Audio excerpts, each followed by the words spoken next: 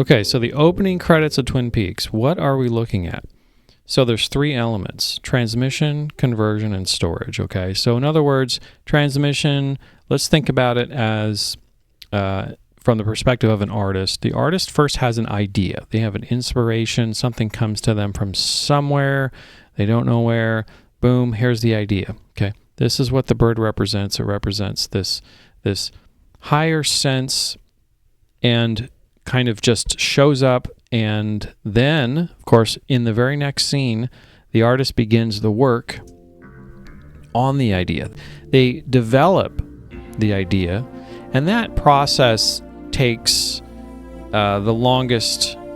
It's the longest segment in this threefold process. Is this conversion process, working with the idea, developing it, making it just right, and when the idea is finally finished, and you have storage. You have the finished work here, inferred by, the town's been created by the sawmill. You have the sign here.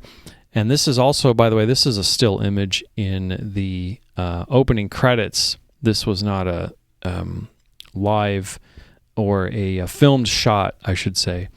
So then you have the finished work. Now, in the credits, the process begins again, but this time it involves or includes the work of the artist or the work of man in the transmission part that starts again. So if you notice the power pole between the word Twin Peaks, and we have the transmission lines. And this is very crucial because you'll see as it fades in, it'll fade into the next shot after a few of the actors' names come up.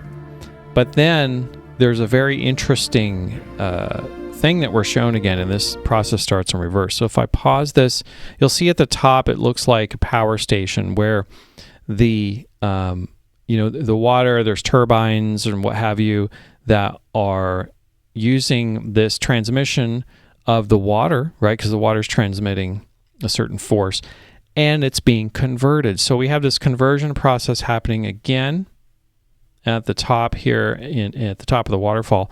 And then also, it's interesting that the waterfall then kind of comes down. We have this continuation of the conversion process, but then it's returning to nature. So with the bird and then the sawmill, we're seeing nature, and then the work of the artist or the work of man, and then it goes back from the work of man, and it goes back to nature.